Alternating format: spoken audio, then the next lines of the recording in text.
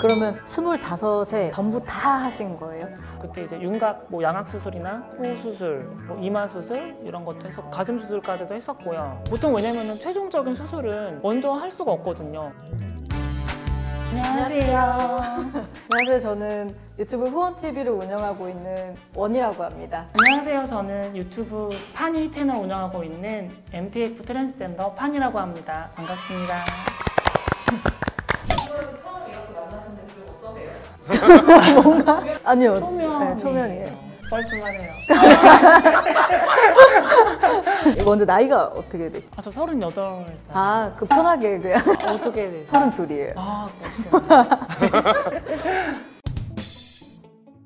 이 사진은 제가 5살 때인 것 같은데 유치원 다닐 때거든요. 그 유치원에서 단체로 어디 수영장에 놀러 갔던 사진이고요. 옆에 거는 뭐 동물원인 것 같네요. 저는 제가 정체성을 처음 느꼈을 때가 사실 유치원 때였었거든요. 유치원 선생님을 좋아했었어요.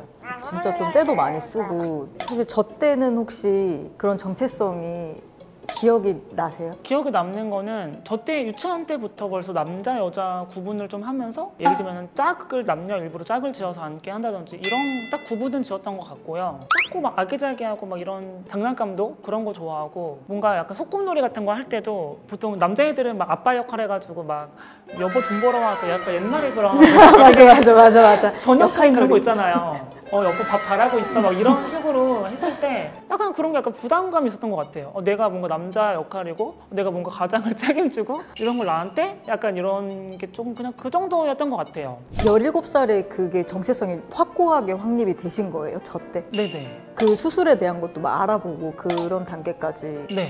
왜냐면은 이제 사춘기는 제가 6학년 때 왔거든요. 그때 이제 남자를 좋아하면서 그냥 내가 남자를 좋아하고 기집애 같다 이런 소리 듣는 그런 남자인가라고 생각을 했었고 중학교, 고등학교 남중 남고인데 남학교다 보니까 좀 남자애들밖에 없잖아요. 그래서 남자를 좋아하는가 싶었는데 또 그때 마침 인터넷이 막 나와가지고 막 인터넷으로 처음에는 검색을 했더니 와 게이가 있고 뭐 레즈비언이 있고 뭐 이렇게 있다더라 하는데 트랜스젠더라는 게 그때는 그냥 용어는 알았는데 한국에는 거의 없겠거니 막 영어로 쳐봤어요. 막 그런 외국 사이트에 영어로도 쳐보고 그러니까 정말 해외에서 뭐 진짜 해외 토픽처럼 수술을 정말 드물게 하는가 보다 역시 힘들겠지 그랬는데 왜 고1 때 확고하게 결심을 했냐면 TV에서 하리수 씨가 나오면서 이렇게 건강하고 정말 수술을 완벽하게 해서 저렇게 살 수가 있구나. 그러면서 또 이제 다른 또 트랜스젠더 이런 커뮤니티 같은 것도 발견을 해서 생각보다 한국에 굉장히 많은 사람들이 있구나 해서 나도 무조건 해야겠다. 그때 완전히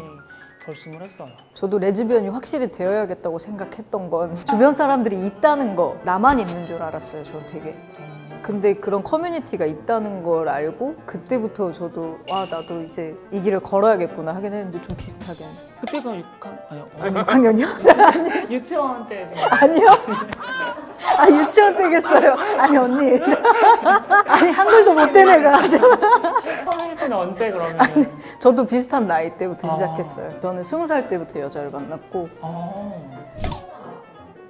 남녀공학들은 거의 웬만하면 두발자리가 많았는데 저희 학교가 유독 엄격하고 되게 그런 학교여가지고 체벌도 되게 심했고 그런 학교였어요. 당연히 외적으로는 어떻게 할 수가 없었고 또 타고나기를 막 수영도 많이 잘하고 그렇게 타고나서 그게 여기서 또 느껴지는 게 외적인 거랑 타고난 어떤 그런 신체 조건과는 상관이 없다는 걸 또 말씀드리고 싶어요. 근데 이제 18이면은 연애에 되게 눈을 뜰 때거든요. 그러다 보면은 저는 짝사랑을 했었어요.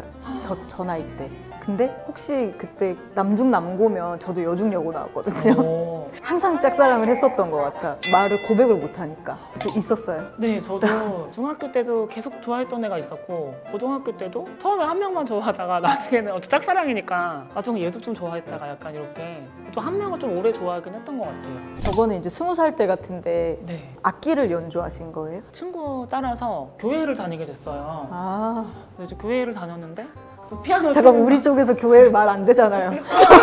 근데 그때는 이제 네. 그때 아무 생각 없이 그냥 그래 가자 해서 그냥 갔죠. 갔는데 또 마침 제가 피아노 치는 거를 되게 좋아했었고 사실 막 전공을 하고 싶을 정도로 되게 좋아했었는데 이제 교회에 가면 일단은 마음이 좀 편하고 그 순간만큼은 어떤 성별에 대한 그런 게 없이 그냥 일요일 날 하루는 이렇게 보낼 수가 있으니까 교회를 되게 열심히 다녔었고요. 약간 현실 도피였던 것 같아요. 너무 현실이 진짜 하루하루가 너무 힘들고 항상 남성성을 강요당하고 이렇게 하니까 저 순간만큼은 너무 행복했고 너무 자유로웠고 내가 뭐 죄도 안 짓고 그냥 기도도 열심히 하고 착하게 살면 언젠가는 내가 원하는 대로 살 수 있겠지 그런 막연한 그냥 그런 마음이 있었어요. 그때 그 계신 그 전도사님, 목사님 그분이 제가 이렇게 털어놨어요. 그거에 대해서 되게 많이 이해해주고 되게 보듬어주시고 이건 교회에 따라 어디에 따라 좀 다른 것 같아요. 20살 때부터는 아예 이제 머리를 기르신 거예요? 저거는 이제 가발을 쓰고 있는 거고요. 내가 20살 법적인 성인이 되면은 그때 나 혼자 부모님 동의 필요 없을 때 정신과를 가서 진단을 받고 호르몬 치료랑 성형 수술 같은 거를 해야겠다. 그래서 혼자서 계획을 다 세워놨어요. 가족들한테 20살 때 말씀을 하신 거예요? 네.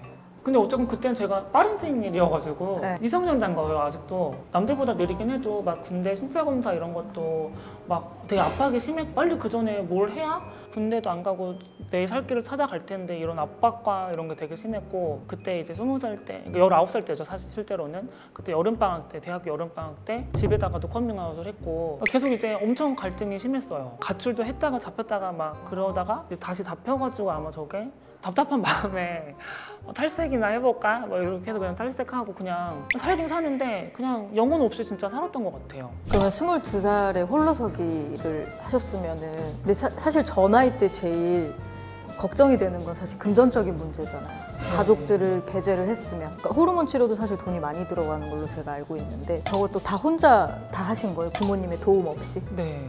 다른 또 친했던 언니가 있었는데 도움을 요청했죠. 그랬더니 우리 집에 와서 방이 하나가 남으니까 거기서 좀 지내라 해서 그 집에 살면서 뭐 시간도 촉박하고 왜냐면 군대 그 신체검사 입대도 있고 한 살이라도 빨리 수술해야 좀 평범한 삶을 사는데 가까워질 수 있어서 이태원에 있는 트랜스젠더 바라고 하죠. 그런 업소에서 일을 시작했어요. 그러면 25에 전부 다 하신 거예요?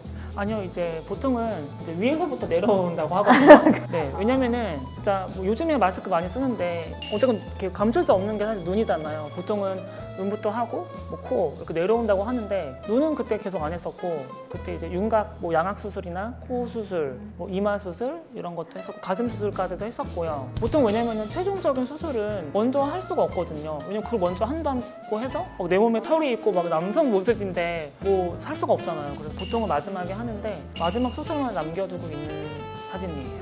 그 아까 말씀드렸던 처음에 가출했을 때 도와주겠다고 했던 언니가 트랜스젠더 언니인데 완전 가스라이팅이죠. 한 번에 여러 가지를 해야 싸게 해주고 자기가 가는 성형외과가 있으니까 열심히 돈을 모아라 해서 열심히 진짜 돈을 모았는데 그거를 홀라당 들고 사라졌어요. 그냥 꼼짝없이 당해서 다시 처음부터 시작했죠.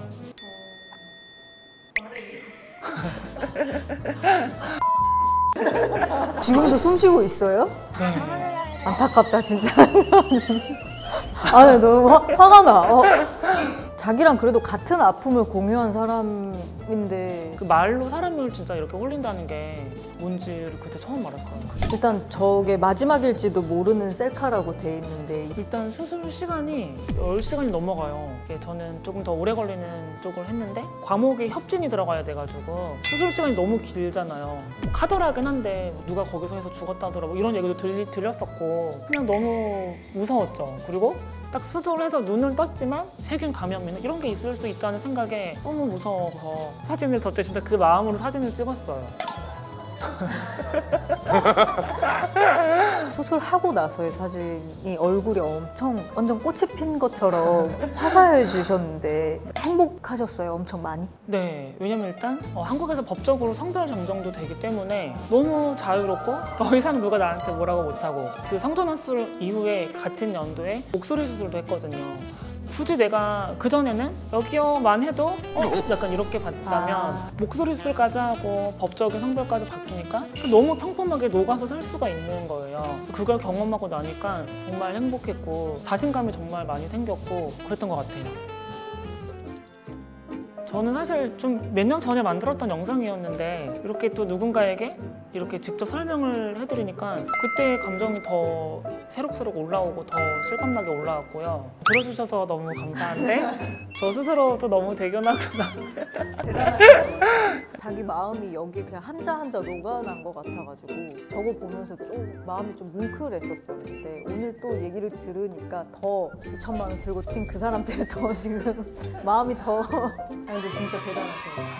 감사합니다. 네, 오늘은 미모의 트랜스젠더 파니님의 인생 타임라인을 알아보았는데요. 오늘 영상이 재밌으셨다면 구독, 좋아요, 댓글, 알림 설정까지 부탁드려요. 감사합니다. 안녕.